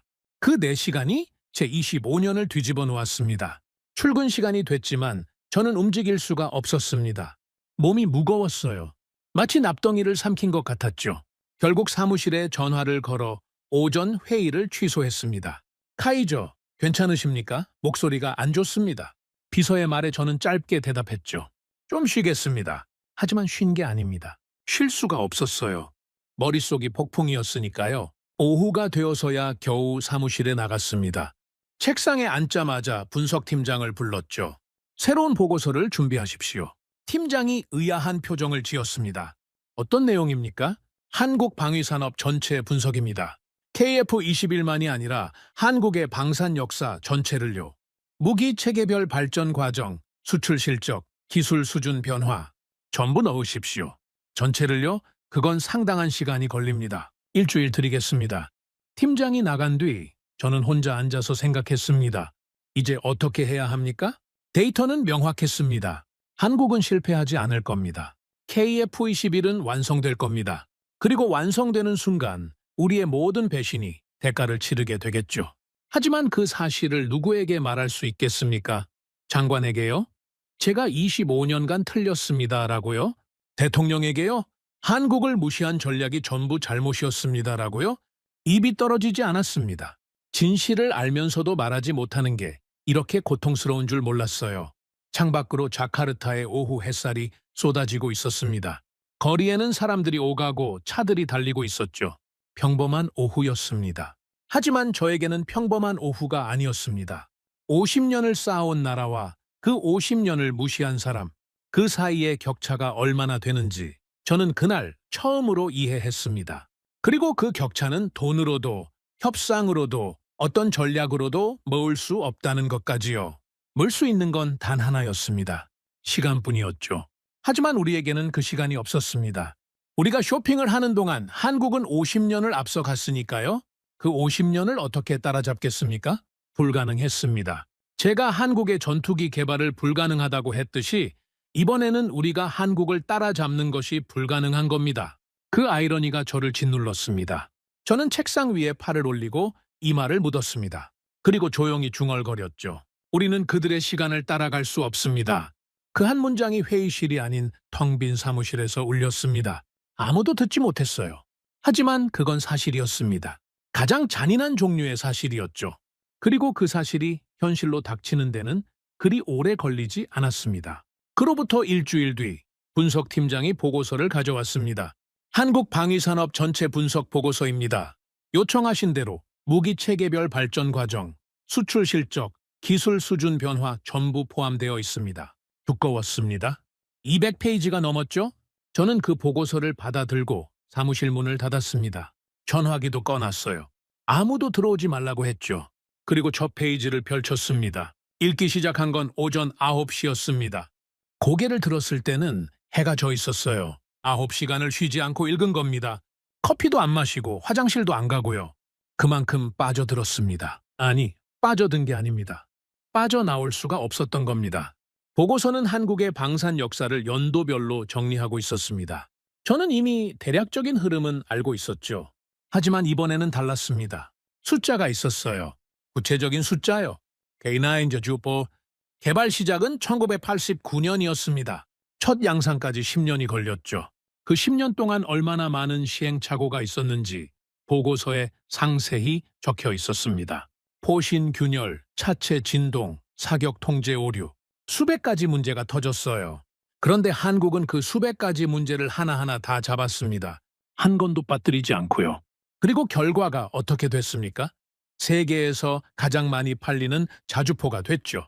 K2 전차, 1990년대 후반에 개발이 시작됐습니다. 파워팩이라는 핵심 부품이 문제였죠. 엔진과 변속기를 하나로 합친 장치인데 이걸 만들 수 있는 나라가 세계에 몇 안 됩니다.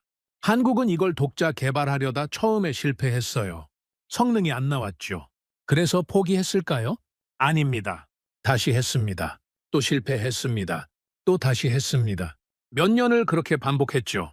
그리고 결국 해냈습니다. 독자 파워팩을 완성한 겁니다. 보고서를 읽으면서 저는 계속 같은 패턴을 발견했습니다. 실패합니다. 분석합니다. 고칩니다. 다시 도전합니다. 성공합니다. 그리고 다음 단계로 올라갑니다. 이 과정이 50년 동안 반복된 겁니다.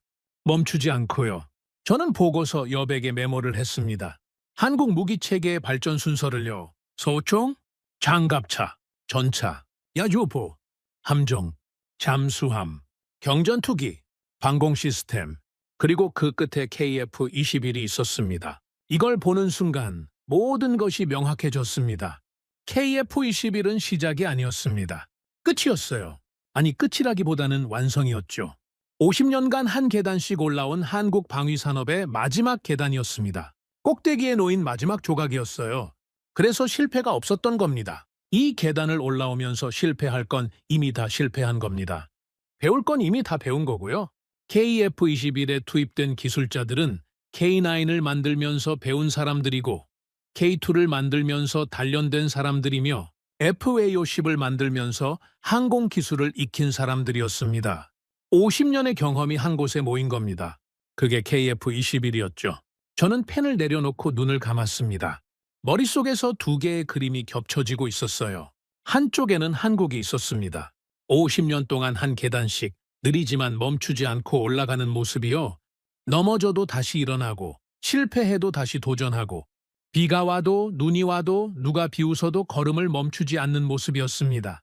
다른 한쪽에는 우리가 있었습니다. 인도네시아요? 엘리베이터를 타고 올라가려는 모습이었죠. 아니, 엘리베이터도 아닙니다. 남이 만들어 놓은 꼭대기에서 완성품만 골라 사는 모습이었어요. 직접 계단을 올라가 본 적이 단 한 번도 없었습니다. 그 차이가 지금 이 결과를 만든 겁니다. 한국은 전투기를 만들고 있고 우리는 전투기를 사러 다니고 있습니다.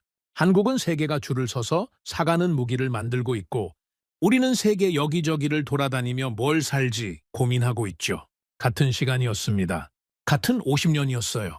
하지만 그 50년을 어떻게 보냈느냐에 따라 결과가 완전히 달라진 겁니다. 저는 보고서를 덮고 의자에 깊이 기대 앉았습니다. 천장에 형광등이 눈에 들어왔죠.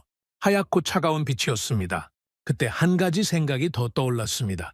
이게 진짜 아팠어요. 한국의 그 50년 동안 세계가 뭐라고 했는지 아십니까? 비웃었습니다. 한국이 전차를 만든다고 했을 때 웃었습니다. 한국이 자주포를 만든다고 했을 때 코웃음을 쳤죠. 한국이 잠수함을 만든다고 했을 때 고개를 저었습니다. 그리고 한국이 전투기를 만든다고 했을 때 저를 포함한 전 세계 전문가들이 비웃었죠. 하지만 한국은 그 비웃음에 대답하지 않았습니다. 항의도 않았고 변명도 않았어요. 그냥 만들었습니다. 묵묵히 꾸준히 멈추지 않고 그리고 완성된 결과물로 대답한 겁니다. K9으로 대답했습니다. 세계 1위 자주포로요. K2로 대답했습니다. 천대 수출 계약으로요. 청웅으로 대답했습니다. 미국산보다 낫다는 평가로요. 한국은 말로 대답하는 나라가 아니었습니다. 결과로 대답하는 나라였어요. 그런데 저는 그 나라를 뭐라고 했습니까? 체급이 안 된다. 50년을 쌓아온 나라에게 체급이 안 된다고 했습니다. 저는 두 손으로 얼굴을 감쌌습니다. 부끄러웠습니다. 25년간 방산을 분석해왔다는 사람이 가장 기본적인 것을 보지 못했다는 게 부끄러웠어요. 기본적인 것이 뭐냐고요? 축적입니다. 기술은 하루아침에 만들어지지 않습니다. 돈으로도 살 수 없어요. 시간이 필요합니다. 실패가 필요하죠. 그 시간과 실패를 견뎌낸 나라만이 진짜 기술을 갖게 되는 겁니다. 한국은 그 시간을 견뎌냈습니다. 50년이라는 시간을요. 그리고 우리는 그 시간을 돈으로 사려고 했죠. 프랑스에서 사고, 미국에서 사고, 러시아에서 사고, 돈만 내면 된다고 생각했습니다. 하지만 돈으로 살 수 있는 건 물건이지 기술이 아닙니다. 물건은 쓰면 닳지만 기술은 쓸수록 잘합니다. 그 차이를 저는 25년 동안 몰랐던 겁니다. 보고서를 읽은 다음 날, 저는 오전 회의에 들어갔습니다. 장성들과 분석관들이 앉아 있었죠. 정례보고 회의였습니다. 누군가 라팔 도입 일정에 대해 발표하고 있었어요. 프랑스 측과 납기 조정이 필요합니다. 예정보다 8개월 지연될 수 있습니다. 8개월 지연이요. 저는 속으로 쓴웃음을 지었습니다. 다음 발표자가 F-15EX건을 보고했습니다. 미국 측에서 가격 재조정을 요구하고 있습니다. 기존 합의보다 15% 인상입니다. 15% 인상이요. 또 올리겠다는 겁니다. 회의가 끝나고 저는 복도를 걸으면서 생각했습니다. 프랑스는 납기를 지원하고 있습니다. 미국은 가격을 올리고 있죠. 이게 우리가 선택한 쇼핑의 현실입니다. 우리가 갑이라고 생각했지만 실제로는 그들이 조건을 정하고 있었어요. 사는 쪽이 을입니다. 만드는 쪽이 갑이죠. 그런데 한국은 어땠습니까? KF-21 공동개발에서 한국이 납기를 지원한 적이 있었습니까? 없었습니다. 일정대로 정확하게 한 번도 어긋나지 않았죠. 우리가 분담금을 안 냈는데도요. 우리가 돈을 깎았는데도요. 우리가 기밀을 빼돌리려 했는데도요. 한국은 그 모든 걸 당하면서도 일정을 지켰습니다. 약속을 지킨 겁니다. 왜요? 왜 그랬을까요? 돈도 제대로 못 받으면서 파트너한테 배신을 당하면서 왜 묵묵히 일정을 지켰을까요? 저는 한참을 생각했습니다. 그리고 하나의 결론에 도달했죠. 자존심이었습니다. 한국의 자존심이요. 한국에게 KF-21은 단순한 전투기가 아니었습니다. 국가의 증명이었어요. 우리가 할 수 있다는 것을 세계에 보여주는 프로젝트였죠. 그래서 인도네시아가 배신하든 말든 돈을 주든 안 주든 상관없이 만든 겁니다. 완성해야 했으니까요. 자기 자신을 위해서요? 그 자존심 앞에서 우리의 꼼수가 얼마나 초라해 보였을까요? 분담금 깎겠다. 식용유로 대체하겠다. 기밀 빼오겠다. 한국 사람들이 그 이야기를 들었을 때 뭐라고 생각했을까요? 화가 났을 겁니다. 당연히요. 하지만 그들은 화를 내는 대신 전투기를 만들었습니다. 복수 대신 완성을 선택한 겁니다. 그게 더 무서운 거 아닙니까? 소리치고 항의하는 건 두렵지 않습니다. 진짜 두려운 건 조용히 일하는 겁니다. 아무 말 없이 결과를 만들어내는 거요. 한국이 바로 그랬습니다. 어느 날 저녁, 저는 사무실에서 보고서를 다시 펼쳐놓고 인도네시아와 한국을 나란히 비교해봤습니다. 직접 표를 그렸죠. 한국, 축적, 인도네시아, 소비. 한국, 자체 개발, 인도네시아, 구매. 한국, 실패에서 학습, 인도네시아, 실패 회피. 한국, 약속 이행, 인도네시아, 약속 파기. 한국, 장기 투자, 인도네시아, 당위 선택, 5항목 전부였습니다. 전부 한국이 이기고 있었어요. 아니, 이긴다는 표현도 적절하지 않습니다. 차원이 달랐죠. 저는 그 표를 바라보며 오래도록 앉아 있었습니다. 펜을 들어 한 줄을 더 추가했죠. 한국, 전투기를 만든다. 인도네시아, 전투기를 사러 간다. 이게 50년의 결론이었습니다. 같은 시간을 보내고도 이렇게 다른 결과가 나온 겁니다. 펜을 내려놓으려다가 한 줄을 더 적었습니다. 손이 떨렸지만 적었어요. 한국, 선택받는 나라가 되었다. 인도네시아, 선택해야 하는 나라로 남았다. 그게 가장 아팠습니다. 우리는 항상 선택하는 쪽이라고 자부했잖아요. 프랑스 전투기를 선택하고 미국 전투기를 선택하고 우리가 갑이라고 생각했죠. 하지만 진짜 갑은 만드는 쪽이었습니다. 선택당하는 것처럼 보이지만 실제로는 기술을 가진 쪽이 모든 조건을 정하는 거죠. 우리는 그걸 뒤늦게야 깨달은 겁니다. 그리고 한국은 이제 그 자리에 서 있었습니다. 세계가 줄을 서서 한국의 무기를 사겠다고 하는 자리예요. 저는 그 표를 찢어버리고 싶었습니다. 하지만 찢지 않았어요. 서랍에 넣었죠? 이번에는 숨기려고 넣은 게 아닙니다. 기억하려고 넣은 겁니다. 제가 무엇을 잘못했는지를요? 다음 날 아침 출근길에 차 안에서 라디오를 들었습니다. 방산 관련 뉴스가 나오고 있었죠. 한국의 방산 수출이 올해 역대 최고치를 기록할 것으로 전망됩니다. 저는 핸들을 잡은 채 아무 말도 하지 못했습니다. 사무실에 도착해서 의자에 앉았을 때 정보 담당관이 또 찾아왔습니다. 카이저 KF-21 관련 새로운 보고가 있습니다. 뭡니까?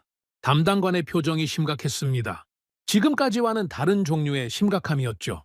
불안이 아니라 공포에 가까운 표정이었습니다. 양산 준비가 시작됐다는 보고입니다. 저는 숨을 멈췄습니다. 양산이요? 예. 시제기 단계를 통과하고 양산 체제로 전환하고 있다고 합니다. 양산. 그 단어가 귀를 때렸습니다. 양산이라는 건 시험이 끝났다는 뜻입니다. 개발이 완료됐다는 뜻이죠. 이제 진짜로 찍어내겠다는 겁니다. 하나가 아니라 수십 대, 수백 대를요? 그 순간 저는 깨달았습니다. 끝났다고요. 게임이 끝난 겁니다. 우리가 한국을 무시하고 배신하고 비웃는 동안 한국은 조용히 전투기를 완성해버린 겁니다. 그리고 이제 양산을 시작합니다. 저는 보고서를 받아들지 않았습니다. 받아들 필요가 없었어요. 이미 결론을 알고 있었으니까요. 나갈 때 문 닫아 주십시오. 담당관이 나간 뒤 저는 한참을 앉아 있었습니다. 아무것도 하지 않았어요. 아무 생각도 나지 않았습니다. 아니, 생각이 너무 많아서 아무것도 정리가 안 됐다는 게 맞겠죠. 창밖에서 자카르타의 소음이 들려왔습니다. 경적 소리, 사람들 목소리, 바람 소리. 하지만 제 귀에는 다른 소리가 들리고 있었습니다.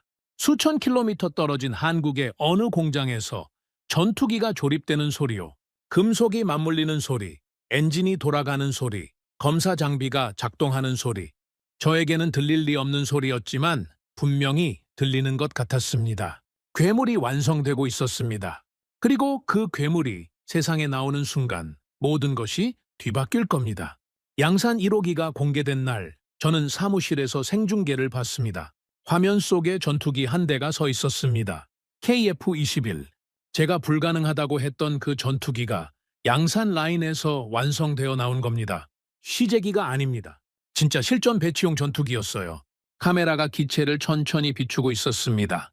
매끄러운 동체, 날카로운 날개, 스텔스 설계가 적용된 표면. 아름다웠습니다. 아니, 아름답다는 말로는 부족했어요. 압도적이었습니다. 미국, 러시아, 프랑스, 이 세 나라만의 영역이라고 믿었던 곳에 한국이 당당히 올라선 겁니다. 세계에서 8번째로 초음속 전투기를 독자 개발한 나라, 그게 한국이었습니다. 한국 관계자들이 박수를 치고 있었죠. 환호하는 사람들도 있었습니다. 기술자들이 서로 얼싸안고 있었어요. 어떤 사람은 울고 있었습니다. 50년의 꿈이 눈앞에서 현실이 된 순간이었으니까요. 하지만 저는 그 환호가 들리지 않았습니다. 화면만 바라보고 있었어요. 입술이 바짝 말라 있었죠. 해냈습니다. 혼잣말이었습니다. 아무도 없는 사무실에서요. 그들은 정말로 해냈습니다. 그 전투기가 서 있는 모습을 보면서 저는 한국이라는 나라가 도대체 어떤 나라인지 처음으로 느꼈습니다. 전쟁으로 폐허가 된 땅에서 시작한 나라입니다. 70년 전에는 총 한 자루 만들 기술이 없었죠. 원조를 받아야 살 수 있는 가난한 나라였습니다. 그런 나라가 지금 초음속 전투기를 자기 손으로 만들어서 활주로에 세워놓은 겁니다. 반도체 세계 1위, 조선 세계 1위, 자동차 세계 5위, 그리고 이제 방산까지. 한국이 손대는 산업마다 세계 정상에 올라가고 있었습니다. 이건 우연이 아닙니다. 한 번은 우연일 수 있어요. 두 번도 그럴 수 있죠. 하지만 모든 분야에서 반복적으로 정상에 오른다면 그건 국가 자체의 역량이 다른 겁니다. 국민의 저력이 다른 거예요. 그 순간 전화기가 울렸습니다. 국방부였죠. 긴급회의 소집이었습니다. 회의실에 들어갔을 때 분위기가 장례식장 같았습니다. 아무도 웃지 않았어요. 장관의 얼굴이 굳어 있었죠. 참모들도 고개를 숙이고 있었습니다. 상황을 보고하십시오. 장관이 말했습니다. 정보 담당관이 일어섰죠. 한국이 KF-21 양산 1호기를 공개했습니다. 그리고 동시에 몇 가지 조건 변경을 통보해 왔습니다. 조건 변경이요? 기술 이전 범위가 대폭 축소됩니다. 핵심 기술은 제외된다고 합니다. 회의실이 술렁였죠. 그리고 시제기 제공권도 무산됐습니다. 현지 생산 권한도 재검토 중이라고 합니다. 장관의 주먹이 테이블 위에서 떨리고 있었습니다. 개발 데이터 접근도 제한됩니다. 사실상 공동개발 파트너로서의 권한이 대부분 축소된 상태입니다. 장관이 저를 봤습니다. 똑바로요. 카이저, 이게 어떻게 된 겁니까? 저는 대답하지 못했습니다. 뭐라고 대답하겠습니까? 제가 만든 전략의 결과가 이겁니다. 한국을 무시하고 돈을 안 주고 기밀을 빼돌리려 한 결과가요. 한국이 보복한 게 아닙니다. 한국은 당연한 결정을 한 겁니다. 약속을 지키지 않는 파트너에게 핵심 기술을 줄 나라가 어디 있겠습니까? 인도네시아 국기도 빠졌습니다. 담당관이 마지막으로 덧붙였죠. 양상이 동체에 원래 인도네시아 국기가 들어가기로 되어 있었습니다. 공동개발국이니까요. 하지만 빠져 있었습니다. 한국 국기만 있었어요. 태극기만이 선명하게 빛나고 있었습니다. 회의실이 완전히 침묵에 빠졌습니다. 그 침묵 속에서 저는 생각했습니다. 우리가 이걸 자초한 겁니다. 한국 국기 옆에 나란히 붙어 있어야 할 우리 국기를 우리 스스로의 손으로 떼어낸 겁니다. 이어서 다른 보고가 올라왔습니다. 더 나쁜 소식이었죠. F-15EX 도입건이 무산될 가능성이 높습니다. 장관의 얼굴이 하얗게 변했습니다. 무슨 소리입니까? 미국 측에서 최종 가격을 재조정했는데 우리 예산 범위를 크게 초과합니다. 추가 협상이 난항을 겪고 있습니다. 프랑스 라팔도 마찬가지였습니다. 가격 합의가 계속 미뤄지고 있었죠. 중국 전투기는 정치적 부담 때문에 진행이 어려웠고 러시아는 상황이 더 복잡했습니다. 우리가 자랑스럽게 펼쳐놨던 메뉴판이 하나씩 닫히고 있었습니다.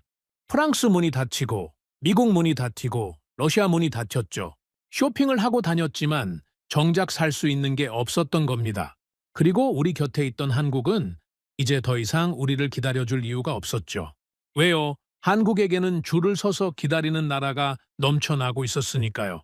폴란드가 기다리고 있었습니다. 사우디아라비아가 기다리고 있었죠. 이라크, 말레이시아, 페루까지. 세계 각국이 한국의 무기를 사겠다고 줄을 서고 있었습니다. 한국은 이제 고르는 입장이었어요. 누구에게 팔지를 선택하는 입장이요. 그 자리가 원래 우리 자리였습니다. 우리가 고르고, 우리가 선택하고, 우리가 갑이었죠. 그런데 그 자리를 한국이 차지한 겁니다. 아니, 한국이 빼앗은 게 아닙니다. 우리가 스스로 내준 거예요. 회의실 공기가 무거웠습니다. 숨을 쉬기가 힘들 정도로요. 그때 장관이 한마디를 했습니다. 대통령께서 직접 한국을 방문하시겠다고 하셨다. 모두가 고개를 들었죠. 대통령이 직접 간다고요. 협상을 다시 열겠다는 뜻입니다. KF-21 참여 조건을 복원하기 위해서요. 장관이 저를 다시 봤습니다. 카이저, 협상 전략 보고서를 준비하십시오. 저는 고개를 숙였습니다. 네, 라고 대답했죠. 하지만 속으로는 알고 있었습니다. 이건 협상이 아닙니다. 협상이라는 건 양쪽이 대등할 때 성립하는 겁니다. 우리는 더 이상 대등하지 않았어요. 한국은 전투기를 완성했고 세계가 줄을 서서 사겠다고 하고 있습니다. 우리가 없어도 아무 문제가 없는 거죠. 오히려 우리가 한국이 필요한 상황이 된 겁니다. 선택하는 쪽과 선택당하는 쪽이 완전히 뒤바뀌었습니다. 우리가 갑이라고 믿었던 그 자리에 한국이 서 있었고 우리는 을이 되어 있었습니다. 보고서를 쓰기 위해 사무실에 돌아왔지만 한 글자도 쓸 수가 없었습니다. 펜을 들면 손이 떨렸어요. 뭘 쓰겠습니까? 우리가 가진 카드가 뭐가 있습니까? 아무것도 없었습니다. 그날 밤 저는 서재에서 오래도록 앉아 있었습니다. 불도 켜지 않고요. 어둠 속에서 지난 몇 년간의 일들이 필름처럼 지나갔습니다. 새벽 2시에 걸려온 전화, 성공 확률 10% 이하라고 적은 보고서, 1조 원을 깎으라던 협상, 식용유로 대금을 때우자던 제안, USB에 기밀을 담아오라던 지시, 프랑스에서 마신 와인, 미국에서 받은 브리핑, 한국은 필요하면 다시 부르면 된다던 제 말, 전부 제 입에서 나온 것들이었습니다. 제 판단이었고 제 전략이었고 제 선택이었죠. 그리고 그 모든 선택이 지금 이 결과를 만들었습니다. 저는 카이저 라흐만입니다. 확률로 전쟁을 읽는 남자라고 불렸죠. 하지만 저는 확률만 봤습니다. 신뢰는 보지 못했어요. 숫자만 읽었습니다. 사람은 읽지 못했죠. 한국은 숫자 너머에 있는 나라였습니다. 확률로 설명되지 않는 나라였어요. 전쟁의 폐허에서 일어나 반도체를 만들고 자동차를 만들고 배를 만들고 이제 전투기까지 만드는 나라. 세계가 불가능하다고 할 때마다 가능하게 만들어버리는 나라. 비웃음을 받을 때마다 결과로 대답하는 나라. 그런 나라를 저는 체급이 안 된다고 했습니다. 부끄럽습니다.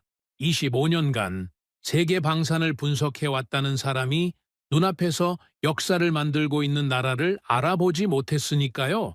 지금 인도네시아 대통령이 한국으로 향하고 있습니다. 하지만 저는 압니다. 이것은 협상이 아닙니다. 이미 끝난 선택을 되돌리려는 마지막 시도라는 것을요. 우리는 한국을 시험했다고 생각했습니다. 하지만 시험당한 것은 우리였습니다. 우리의 신의가 시험당했고 우리는 보기 좋게 떨어졌죠. 저는 평생을 후회하며 살 것입니다. 단 몇 번의 선택, 그 몇 번의 오만한 판단이 우리가 가질 수 있었던 미래를 완전히 바꿔버렸으니까요. 한국은 약속을 지켰고 우리는 그 약속을 가볍게 여겼습니다. 한국은 시간을 쌓았고 우리는 시간을 낭비했습니다. 한국은 실패할 때마다 다시 일어섰고 우리는 실패가 두려워 도전조차 하지 않았습니다. 한국이라는 나라를 한 문장으로 말하라면 저는 이렇게 대답하겠습니다. 불가능을 모르는 나라. 아닙니다. 불가능을 알면서도 해내는 나라. 그게 한국입니다. 그리고 그런 나라를 적으로 돌린 저는 이 시대 가장 어리석은 전략가로 기억될 것입니다. 그게 이 이야기의 결론입니다. 오늘의 사연은 여기까지입니다. 구독과 좋아요는 영상 제작에 아주 큰 힘이 됩니다. 지금까지 감동테라스 저는 소희였습니다. 오늘도 우리 구독자님들의 가정에 따뜻한 행복이 가득하시길 진심으로 바라겠습니다. 긴 영상 끝까지 시청해주셔서 정말 감사합니다. 내일 더 좋은 이야기로 찾아뵙겠습니다. 감사합니다.